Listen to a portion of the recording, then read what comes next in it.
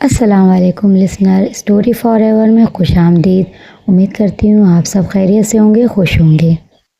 Novel تجھ کو پانے کا خیال از قلم عظمیٰ زبیر کا یہ لاسٹ ایپیسوڈ ہے، تو چلیے بنا کسی دیر کے اسٹارٹ کرتے ہیں۔ سدرا نے پہلے طیش میں آ کر سوچا کہ پرنسپل صاحب اور میڈم سے 10ویں کلاس کی بدتمیزی کی شکایت کر دے، مگر جب غور کیا تو اس کے دماغ میں یہ خیال آیا کہ کہیں پرنسپل صاحب اسے اسٹوڈنٹ کو ہینڈل نہ کر پانے کے جرم میں یہاں سے نکال ہی نہ دیں۔ انہوں نے تو اسے پہلے ہی دن کہہ دیا تھا کہ سینئر کلاسز کو کنٹرول کرنا اس کے بس کا روگ نہیں۔ تمام اسٹاف نے بھی اسے یہ معلومات کرائی تھی۔ ارکان کمال جس کلاس میں پڑھتا ہے وہ اسکول میں بلا کی شرارتی بد لحاظ مشہور ہے۔ وجہ یہ تھی کہ سب کو ارغان کمال سپورٹ کرتا ہے۔ اسٹاف ان شرارتوں کو اگنور کر دیتا تھا کہ ہر سال اس کلاس کا رزلٹ پڑھائی، گیمز وغیرہ میں A1 رہا تھا۔ دوسرے اسکول کے لڑکوں کے ساتھ کمپٹیشن میں ہمیشہ فرسٹ پرائز اور ٹافیاں اور میڈلز وغیرہ حاصل کیے تھے۔ چھٹی کے وقت وہ اپنے گھر لوٹی تو اس کا موڈ بگڑا ہوا تھا۔ کمرے میں آ کر چادر اتار کر پھینک کر، پھر پاؤں سے سینڈل اتار کر زور زور سے فرش پر پٹک دیا۔ فریحہ خاموشی سے پہلے اس کی تمام حرکتیں دیکھتی رہی۔ آخر وہ رہ نہ سکی اور سدرا سے پوچھ ہی بیٹھی، خیریت تو ہے سدرا؟ چہرے پر 12 کیوں بج رہے ہیں؟ کہیں اسکول میں کسی سے جھگڑا تو نہیں ہو گیا، یا راستے میں کسی کی ٹھکائی کر کے آئی ہو؟ اس وقت تم مجھ سے بات مت کرو، میرے دماغ کا میٹر الٹا گھوم رہا ہے، اس نے جل کر جواب دیا۔ فریحہ اور بھی زیادہ پریشان ہو گئی۔ وہی تو میں پوچھ رہی ہوں کہ دماغ کا میٹر کیوں گھوم رہا ہے سدرا، کچھ تو بتاؤ۔ جواب میں اس نے اپنے دونوں ہاتھ کس کر بھیج لیے اور تمام قصہ بھی کہہ ڈالا۔ فریحہ کا ہنستے ہنستے برا حال ہو گیا۔ واہ واہ واہ واہ، کیا زبردست سچویشن تھی جب تم اپنے اسٹوڈنٹ کے سامنے چھلانگیں مارتی اور چیختی ہوئے کرسی پر چڑھ کر کھڑی ہو گئی تھی۔ مجھے تو سوچ سوچ کر ہی ہنسی آ رہی ہے۔ سدرا کا چہرہ بگڑ گیا اور وہ غصے میں آ کر کہنے لگی، ہاں ہاں تم بھی ہنس لو، میرا خوب مذاق اڑا لو۔ سینئر کلاسز اس لیے بھی میرے رو میں نہیں آتی کہ سب اسٹوڈنٹ مجھے اپنا ہم عمر سمجھتے ہیں۔ ہماری اماں کو بھی جانے کیا سوچی تھی کہ پیدا ہوتے ہی ہمیں گورنمنٹ اسکول میں پھینک دیا، بہانہ یہ بنا لیا کہ گھر میں بچیاں تنگ کرتی ہیں، ہمیں تھوڑا سا تو بڑا ہونے دیتی۔ ایک وہ ماں باپ ہوتے ہیں جو اپنے بچوں کو فل انگلش میڈیم میں ایڈمٹ کرواتے ہیں اور جہاں جب کلاس پروموٹ کرنے کے لیے 3 سال کا عرصہ لگ جاتا ہے۔ بھائی امیر لوگوں کے اپنے چوچلے ہیں، پڑھائیاں ہوتی ہیں، تم تو کم سے کم ان کے ساتھ کا مقابلہ نہ کرو۔ دنیا کی تمام سہولیتوں پر امیروں کا حق ہے، ہم غریبوں کے لیے کچھ موجود نہیں۔ فریحہ نے اپنی ہنسی روک کر کہا، چلو اب غصہ تھوک دو اور کچن میں چلی آؤ، آج میں نے تمہاری پسند کی ڈش کڑھی اور چاول پکائے ہیں۔ سدرا نے اٹھتے ہی ادھر ادھر دیکھ کر پوچھا، اماں کہاں ہیں، دکھائی نہیں دے رہی ہیں؟ وہ ساتھ والے گھر میں رانی آپا کی خبر گیری کے لیے گئی ہیں، ان کا اپینڈکس کا آپریشن ہوا تھا۔ دونوں بہنیں باتیں کرتے ہوئے کچن میں آ گئیں۔ رات کو ساری بہنیں سونے کے لیے کمرے میں آئیں۔ ان کا آج کا ٹاپک فریحہ کے لیے آیا ہوا پروپوزل تھا۔ یہ رشتہ ان کی پڑوسن رانی آپا کے ذریعے آیا تھا۔ رانی آپا کو تو ان چاروں بہنوں اور ماں سے دلی لگاؤ تھا۔ وجہ یہ تھی کہ اماں محلے کی دوسری عورتوں کی طرح ہر وقت باتیں نہیں بگاڑتی تھیں، نہ ہی ایک کی 4 کر کے سناتی تھیں۔ خاموشی سے وہ اپنی سب کی باتیں سن لیا کرتی تھیں، مگر کبھی ادھر ادھر نہیں کرتی تھیں۔ چاروں بیٹیاں بھی بہت سوگھڑ سلیقہ مند تھیں، اپنے طور پر رکھ رکھاؤ قائم رکھتی تھیں۔ رانی آپا ان بہنوں کی انہی خوبیوں کی بدولت ان کے گھرانے میں سب سے اچھا سمجھتی تھیں۔ وہ پہلے بھی فریحہ کے لیے 2-3 رشتے لائی تھیں، مگر اماں کو وہ لوگ بھائے نہیں تھے۔ اب جو رشتہ آیا تو وہ اماں اور ابا کو بہت بہتر لگا تھا۔ لڑکا FA تک پڑھا تھا اور کسی ورکشاپ میں موٹر میکینک تھا۔ 2 ہی بھائی تھے، بڑا بھائی شادی کے بعد الگ گھر میں رہ رہا تھا، جبکہ چھوٹا اپنی ماں باپ کے ساتھ رہتا تھا۔ گھر بھی اپنا تھا، ان کے ماں باپ کو سعادت مند بہو کی تلاش تھی، جہیز وغیرہ کا بھی لالچ نہیں تھا۔ اماں تو خوشی نے کھل اٹھی تھی یہ سب جان کر، مگر سدرا نے لڑکے کی نوکری کا سن کر بڑا ناک منہ چڑھایا۔ دیکھو فریحہ، اگر لڑکے کی پڑھائی کم ہے تو کوئی بات نہیں، مگر لڑکا امیر ہونا چاہیے۔ یہ کیا کہ شادی کے بعد بھی تم اپنی چھوٹی چھوٹی خواہشات کے لیے ترستی رہو۔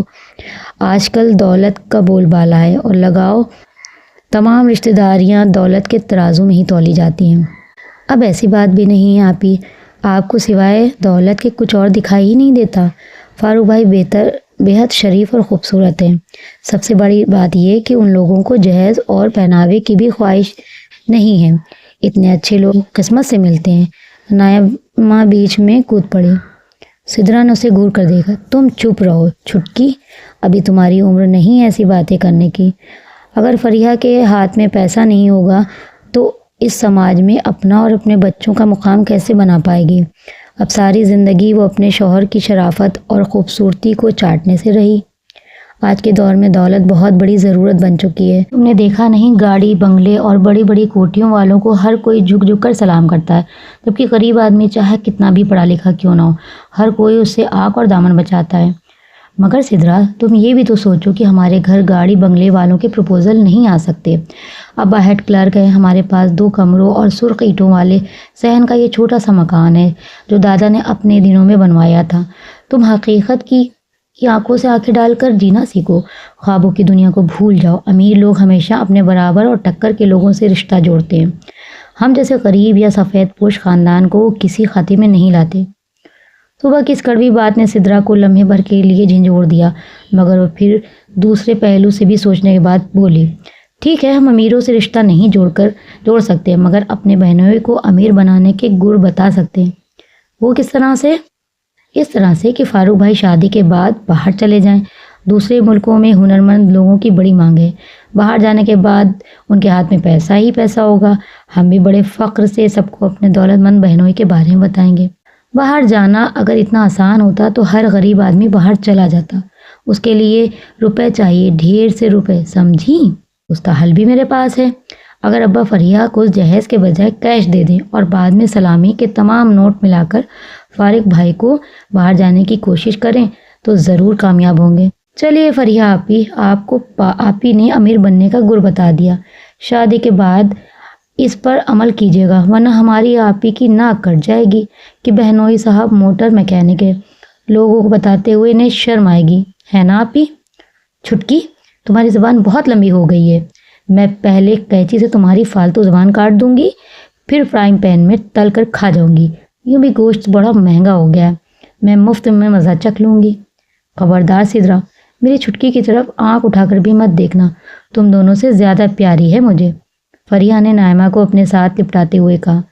سدرا نے نائمہ کے سر پر ایک چپت لگا کر کہا، تم بھی چھٹکی کو سمجھایا کرو کہ عمر سے بڑی باتیں نہ کیا کرے، ورنہ کسی روز اماں کا دھموکا کھا کر اپنی کمر توڑوائے گی۔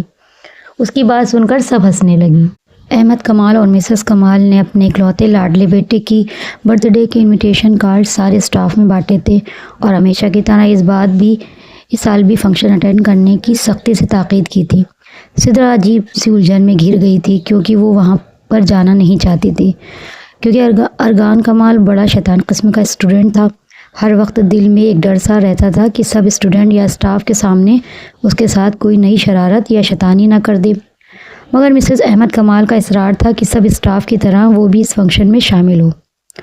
آخر ابا اور اماں سے بات کر کے اس نے تیمینہ کے ساتھ جا کر بازار سے ارغان کمال کے لیے پین اور ڈائری خریدی، اور شام کو وہ تیمینہ کے ساتھ آٹو رکشہ میں ارغان پیلس پہنچ گئی۔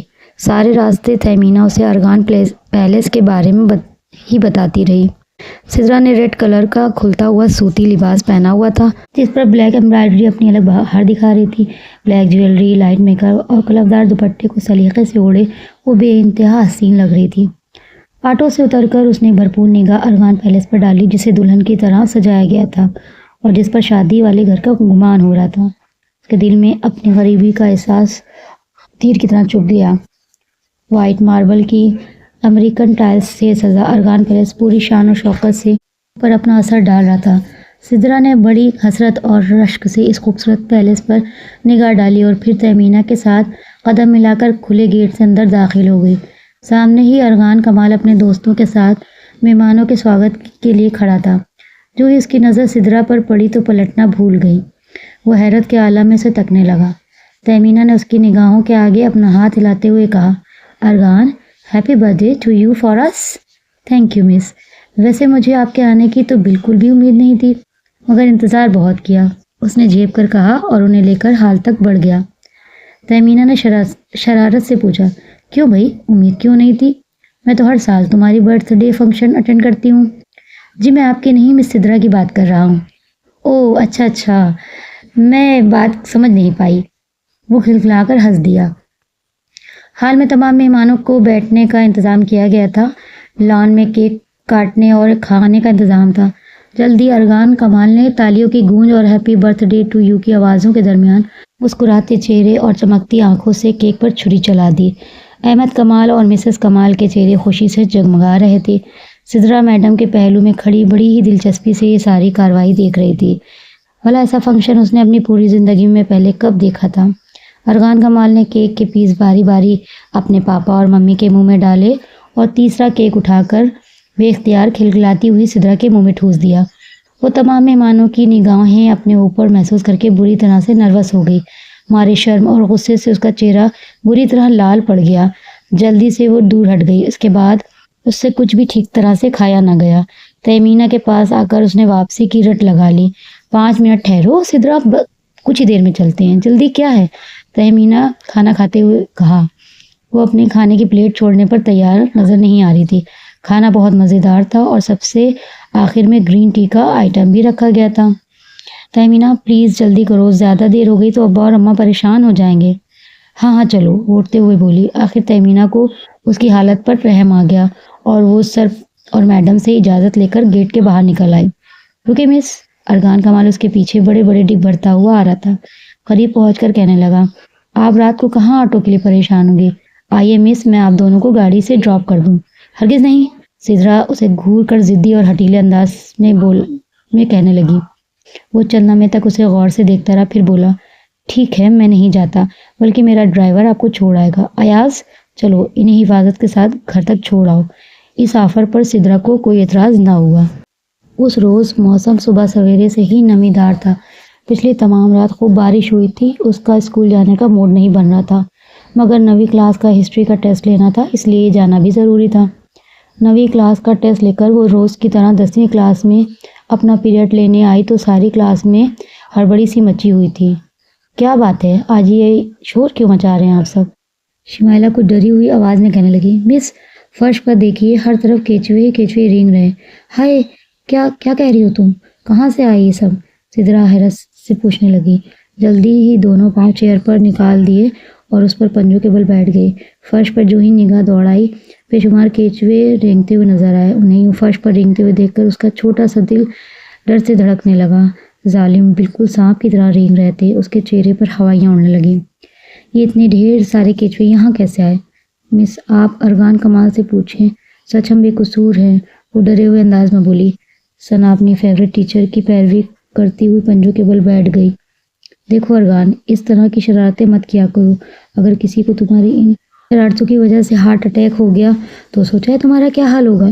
مس، پہلی بات یہ کہ اس طرح کی شرارتوں سے کسی کو ہارٹ اٹیک نہیں ہوگا، اور دوسری اہم بات میں یہ کہنا چاہتا ہوں کہ کسی کو چاہیے اپنا دل مضبوط رکھے اور ان چھوٹی چھوٹی شرارتوں کا نشانہ بن کر بچوں کی طرح چیخنا یا اچھلنا کودنا نہ شروع کرے۔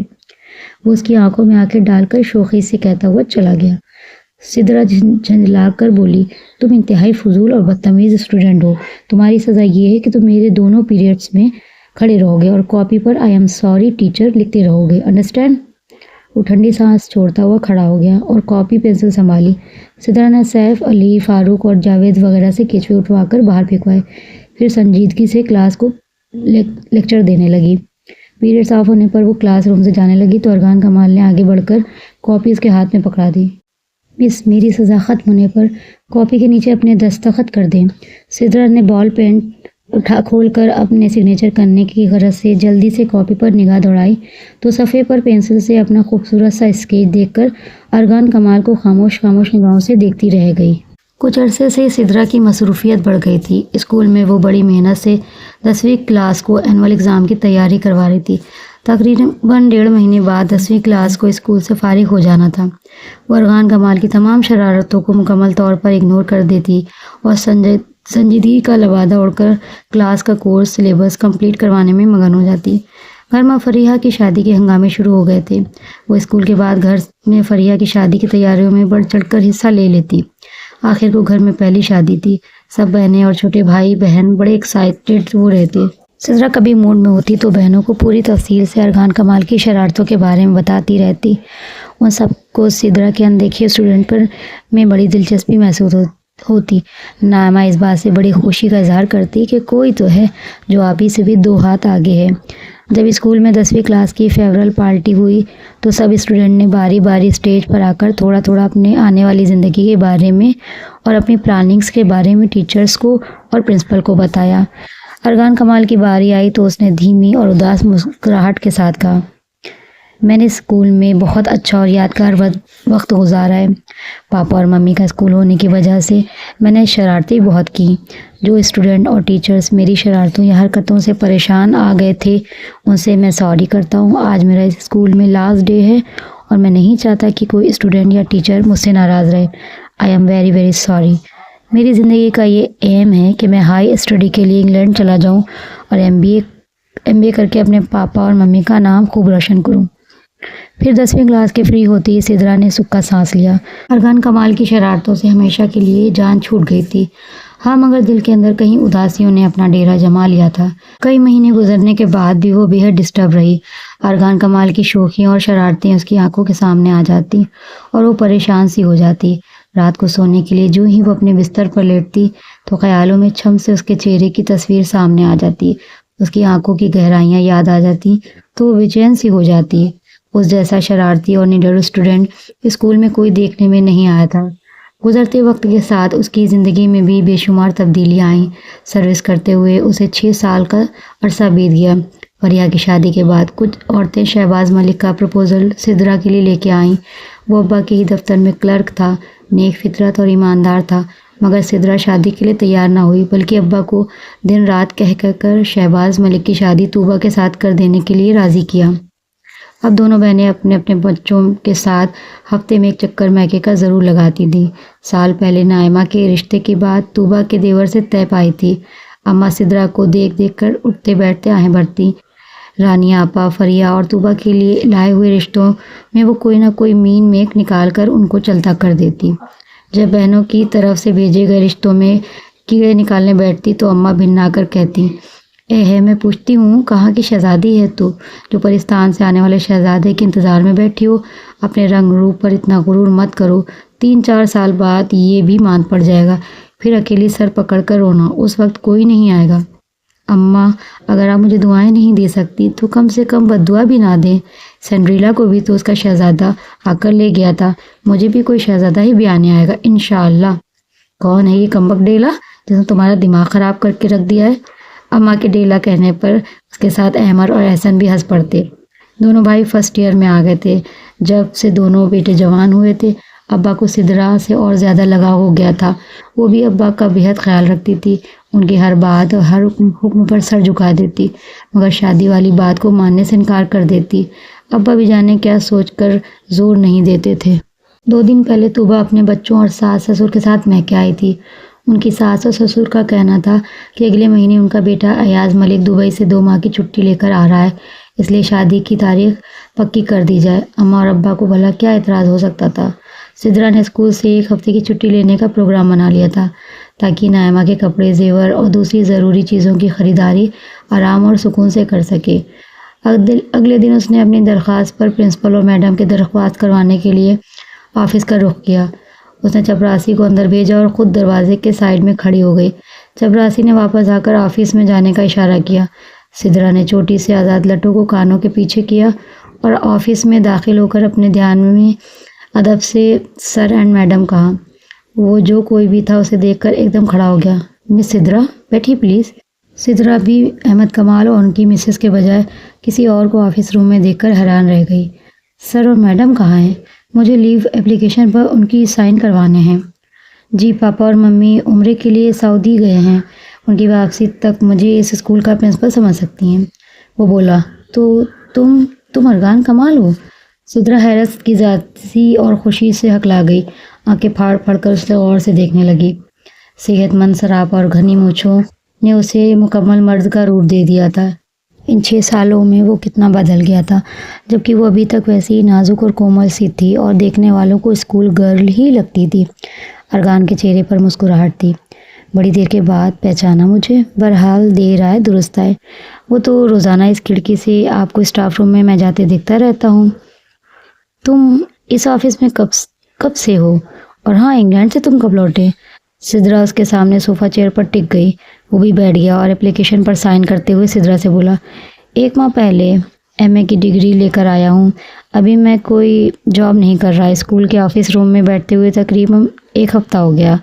ارغان نے بات آگے بڑھائی۔ حیرت ہے، مجھے بالکل بھی خبر نہیں ہوئی، حالانکہ میں ایسی بے خبر بھی نہیں رہتی۔ آپ شروع دن سے ہی بے خبر ہیں، میرے بارے میں جاننے کی کبھی کوشش ہی نہیں کی آپ نے، ورنہ سب کچھ جان جاتی۔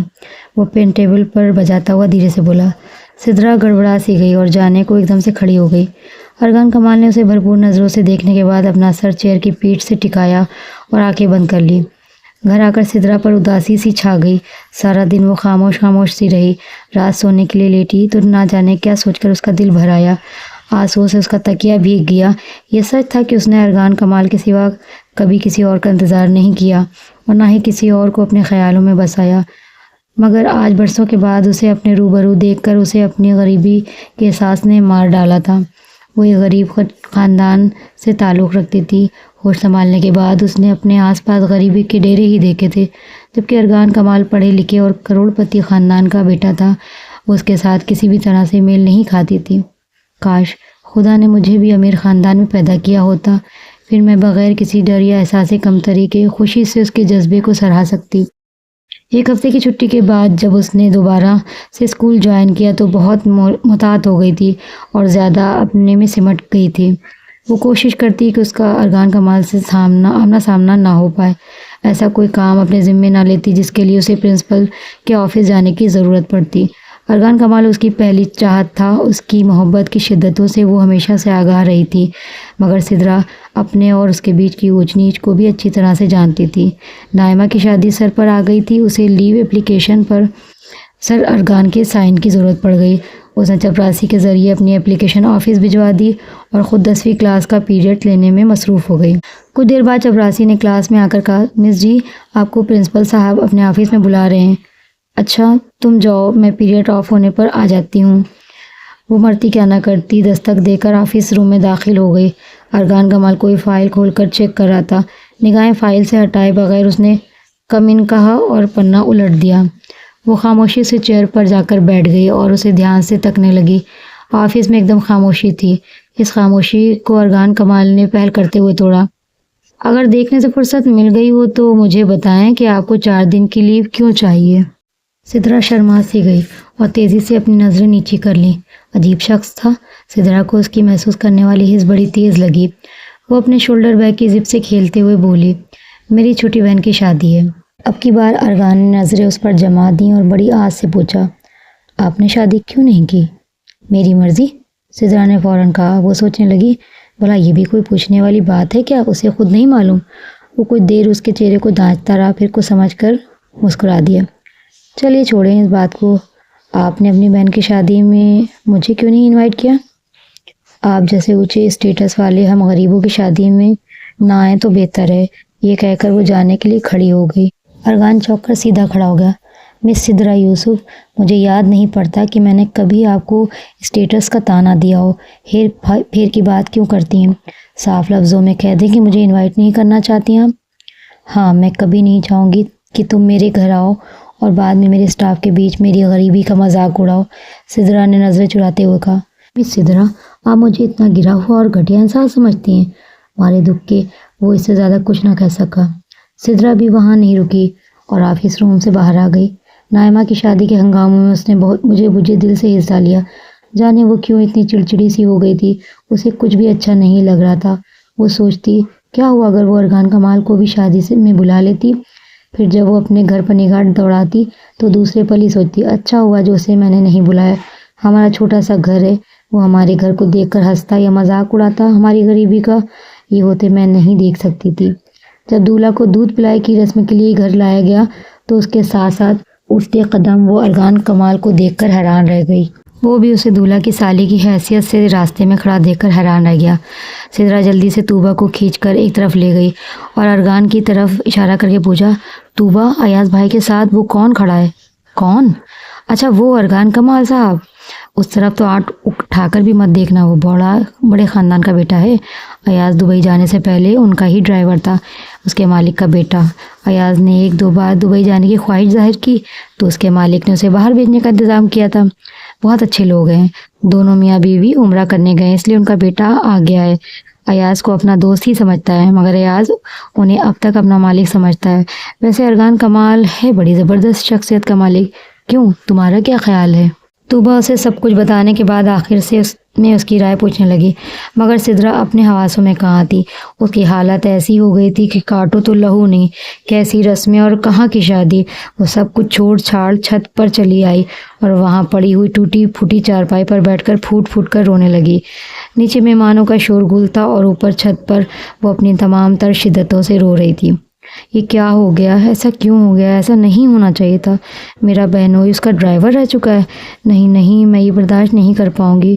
خوش فہمی تو مجھے پہلے بھی کبھی نہیں ہوئی، مگر اب اس احساس سے کیسے چھٹکارا پاؤں گی کہ وہ آسمان کا چاند اور میں زمین کی ایک معمولی سی ذرہ، میں اسے کبھی نہیں پا سکتی۔ کبھی غریب ضرور ہوں، مگر اس کی جیسی خوش قسمت نہیں، جسے کوئی شہزادہ ڈھونڈتا ہوا آئے گا، اپنے ساتھ اپنے بڑے سے پیلس میں لے جائے گا۔ مجھے ارغان کمال سے محبت ہے، مگر میں اسے کبھی پا نہیں سکتی۔ وہ بہت امیر ہے اور میں بہت معمولی لڑکی ہوں، میں غریب ہوں۔ اس نے آج میرا گھر دیکھ لیا ہے، اسے مجھ سے ہمیشہ کے لیے نفرت ہو جائے گی۔ میں غریب ہوں نا، اس لیے۔ ارغان کمال جو اسے تیر کی طرح چھت پر جاتے ہوئے دیکھ کر اس کے پیچھے لپکا تھا، اس ڈر سے کہ اس وقت اس کی دماغی حالت ٹھیک نہیں ہے، آخر سیڑھی پر کھڑا خاموشی سے اسے روتی ہوئی دیکھ رہا تھا اور اس کا بڑبڑانا بھی سن رہا تھا۔ سدرا کو یقین تھا کہ اس وقت چھت پر کوئی نہیں آ سکتا، کیونکہ نیچے سب دولہا دلہن سے ہنسی مذاق اور چھیڑ چھاڑ کر رہے تھے، اس لیے خوب ہچکیاں لے کر رو رہی تھی اور ساتھ ہی اپنے دل کی بھڑاس بھی نکال رہی تھی۔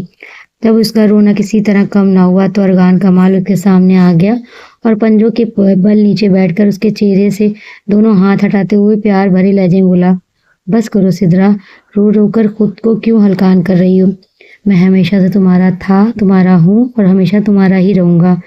وہ ارغان کمال کو اپنے قریب پا کر بوکھلا گئی اور اپنے رونے کو بریک لگا کر اس کے ہاتھ پرے کرتے ہوئے شرم اور بوکھلاہٹ سے ٹوٹی پھوٹی چارپائی پر اٹھنے کی کوشش کرتے ہوئے دھڑام سے چارپائی کے اندر ہی خالی جھول میں گری۔